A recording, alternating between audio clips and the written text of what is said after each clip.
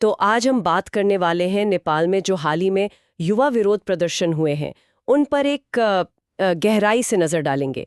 हमारे पास Nepal's youth uprising, social media, corruption and change इस लेख से कुछ जरूरी जानकारी है। हमारा मकसद यही है कि समझें ये सब शुरू कैसे हुआ, क्या क्या हुआ वहाँ, जो प्रदर्शनकारी थे उनकी मांगे क्या थीं, और हाँ, इसका असर क्या पड़ा है। चलिए इसे जरा खोल कर देखते हैं। हाँ बिल्कुल। और ये जो घटना है ये कई मायनों में बहुत अहम है। ये सिर्फ नेपाल की जो युवा पीढ़ी है उनकी बदलती सोच या उनकी जो उम्मीदें हैं सिर्फ वही नहीं दिखाती, बल्कि ये भी दिखाती है कि कैसे जो आज के डिजिटल टूल्स हैं और जो समाज में काफी वक्त से चले आ रहे हैं मसले हैं वो मिलकर एक बड़ा आंदोलन कैसे बना सकते हैं। तो शुरुआत कैसे हुई इसकी? सुनने में आया है कि नेपाल सरकार ने अचानक से बिल्कुल एकाएक Facebook, Instagram, WhatsApp, YouTube, x ऐसे कोई 26 बड़े सोशल मीडिया प्लेटफॉर्म्स पर बैन लगा दिया। हाँ, और कारण बताया गया कि इन कंपनियों को सरकार के साथ रजिस्टर करना होगा। एकदम से। और ये फैसला बहुत अचानक था। तो युवाओं ने इसे कैसे लिया? जाहिर है अच्छा तो नहीं लगा होगा। बिल्कुल नहीं। खासकर जो जेनजी पीढ़ी है ना, उनके लिए तो ये सिर्फ जैसे कोई ऐप बंद होने की बात नहीं थी। अच्छा। जैसा कि लेख में भी कहा गया है, उनके लिए सोशल मीडिया सिर्फ मनोरंजन नहीं है। वो तो नौकरी ढूंढने, पढ़ने लिखने, अपनी बात रखने, एक्टिविज्म के लिए भी। हाँ, एक्टिविज्म के लिए और दोस्तों परिवार से जुड़ने का एक बहुत जरूरी जरिया है। तो इस पर पाबंदी उनकी आवाज दबाने जैसा लगा उन्हें। बिल्कुल बिल्कुल। उनकी रोजमर्रा की जिंदगी और जो अभिव्यक्ति की आजादी है उस पर सीधा हमला महसूस हुआ। हाँ, और यहाँ ये समझना बहुत जरूरी है कि ये जो सोशल मीडिया बैन था ना, इसने असल में बस एक चिंगारी का काम किया। गुस्सा तो पहले से था। अच्छा, ये सिर्फ एक ट्रिगर पॉइंट था। हाँ बिल्कुल। जैसे लेख में भी बताया गया है, कई गहरी समस्याएं पहले से थीं, जैसे समाज में जो भ्रष्टाचार फैला हुआ है, भाई भतीजावाद। हाँ, वो नेपो किड्स या नेपो बेबी वाला कल्चर जिसकी आजकल बहुत बात होती है। वही जो ताकतवर लोग हैं उनके बच्चों को फायदा मिलना, फिर जो राजनेता हैं या बड़े अफसर हैं उनके बच्चों को अलग से मौके मिलना, अधिकार मिलना। और साथ में देश में बेरोजगारी बढ़ रही थी, युवाओं के लिए अच्छे मौके वो बहुत कम थे। ये तो बहुत बड़ी समस्या है। हाँ, और इन सब के ऊपर एक एहसास था कि सरकार में कोई जवाबदेही नहीं है, उनकी बात सुनी नहीं जा रही। तो ये बैन बस एक आखिरी तिनका साबित हुआ, असल गुस्सा तो पूरी व्यवस्था के खिलाफ था। बिल्कुल सही। निराशा बहुत गहरी थी। युवाओं को लग रहा था कि उनके भविष्य के साथ खिलवाड़ हो रहा है। और फिर इसके बाद क्या हुआ? जाहिर है लोग सड़कों पर उतरे होंगे। हाँ बिल्कुल। काठमांडू, पोखरा जो बड़े शहर हैं वहां जबरदस्त प्रदर्शन हुए। लेख बताता है कि हजारों युवा सड़कों पे थे। हजारों की तादाद में? हाँ, ये कोई छोटी मोटी बात नहीं थी, बल्कि एक बड़ा संगठित विरोध था। और सरकार ने कैसे प्रतिक्रिया दी? देखो, जानकारी के हिसाब से तो प्रतिक्रिया काफी सख्त थी। पुलिस ने आंसू गैस के गोले इस्तेमाल किए। ओह। पानी की तेज बौछारें, वाटर कैनन।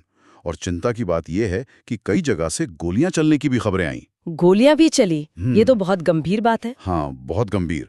और नतीजा भी वैसा ही हुआ।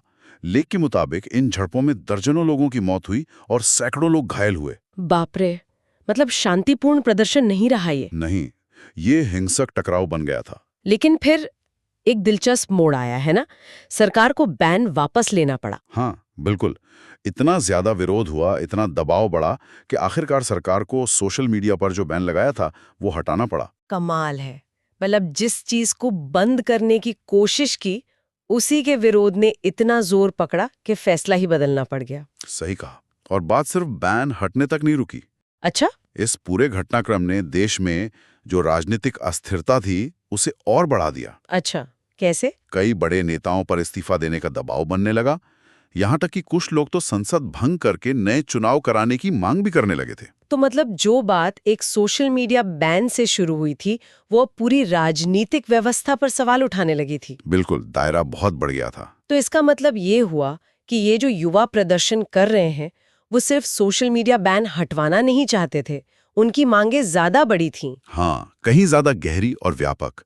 लेख के हिसाब से देखें तो 4 मुख्य मांगे सामने आई। अच्छा, क्या क्या थी वो? पहली तो यही कि सोशल मीडिया की आजादी पूरी तरह बहाल हो और आगे ऐसा ना हो इसकी कोई गारंटी मिले। ठीक है, ये तो समझ आता है। और दूसरी? दूसरी मांग थी कि प्रदर्शनों के दौरान जो पुलिस ने हिंसा की उसकी निष्पक्ष जांच हो और जो भी जिम्मेदार पाए जाएं उन पर कार्रवाई हो। यानी जवाबदेही की मांग। बिल्कुल। और तीसरी मांग जो शायद बहुत अहम थी वो थी भ्रष्टाचार और भाई भतीजावाद के खिलाफ सख्त कदम उठाने की। हाँ, वो नेपो बेबी कल्चर वाला मुद्दा। हाँ जी, जैसा स्रोत बताते भी हैं यही वो चीज थी, ये नेपो बेबी कल्चर, मौकों की असमानता जिसने युवाओं में सबसे ज्यादा गुस्सा भर रखा था। कई युवाओं की भावना शायद ऐसी थी कि भाई डिग्री तो है पर नौकरी तो मंत्री के भतीजे को ही मिलनी है। ये अन्याय का एहसास बहुत गहरा। बहुत गहरा।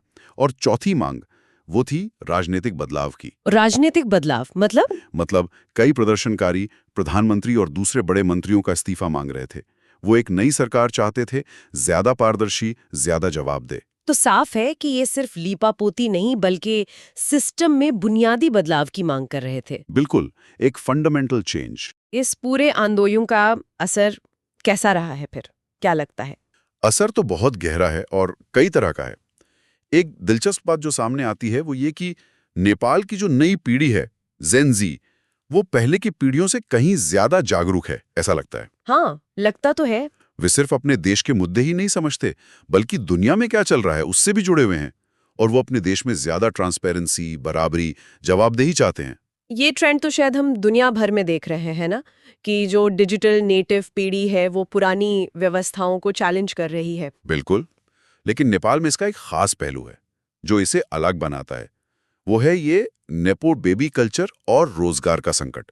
ये मुद्दे वहां बहुत ज्यादा हावी हैं। और एक और अहम बात, सोशल मीडिया, जो इस पूरे झगड़े की जड़ बना, वही आंदोलन को फैलाने और लोगों को जोड़ने का सबसे बड़ा जरिया भी साबित हुआ। हाँ, ये तो है। बैन के बावजूद या शायद बैन की वजह से ही लोगों ने बात करने के, जानकारी शेयर करने के, एकजुट होने के नए तरीके ढूंढ लिए।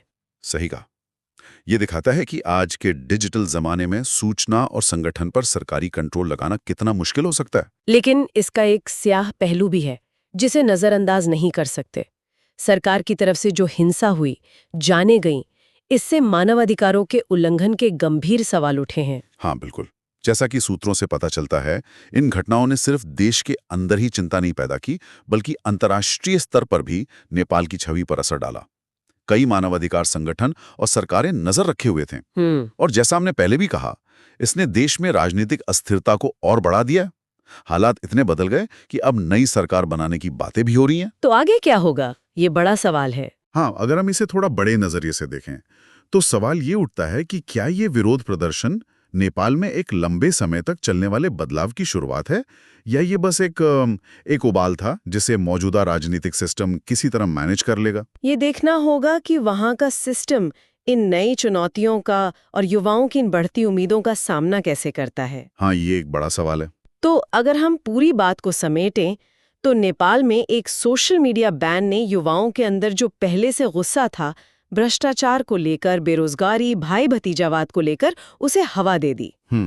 फिर बड़े पैमाने पर प्रदर्शन हुए जिन पर सख्त सरकारी कार्रवाई हुई और दुख की बात है कि जाने भी गईं। हाँ। दबाव में सरकार को बैन हटाना पड़ा, लेकिन अब बात आगे बढ़ चुकी है। प्रदर्शनकारी अब पुलिस की हिंसा पर जवाबदेही और बड़े राजनीतिक बदलाव मांग रहे हैं। ये सब दिखाता है कि नेपाल की युवा पीढ़ी बदलाव के लिए कितनी तैयार और मुखर है। हाँ बिल्कुल। और ये पूरी घटना ना भविष्य के लिए एक बहुत बड़ा सवाल छोड़ जाती है, से जुड़ी है और बदलाव चाहती है। जब वो अपने देश के पुराने राजनीतिक ढांचे और गहरी सामाजिक दिक्कतों से टकराती है तो उसका लंबा असर क्या होता है। ये सोचने वाली बात है। क्या ये टकराव स्थायी सुधार लाएगा, नई नीतियां बनेंगी, ज्यादा जवाबदेही आएगी, या फिर जो मौजूदा व्यवस्था है वो इन चुनौतियों को किसी तरह दबा देगी या हजम कर लेगी और समस्याएं किसी नए रूप में चलती रहेंगी। ये एक बहुत बड़ा सवाल है और शायद जिसका जवाब तुरंत नहीं मिलेगा। यकीनन। और इसका जवाब शायद हमें आने वाले वक्त में ही मिलेगा, जब हम नेपाल के घटनाक्रम पर नजर रखेंगे। ये निश्चित रूप से एक ऐसा विषय है जिस पर आगे भी ध्यान देना होगा।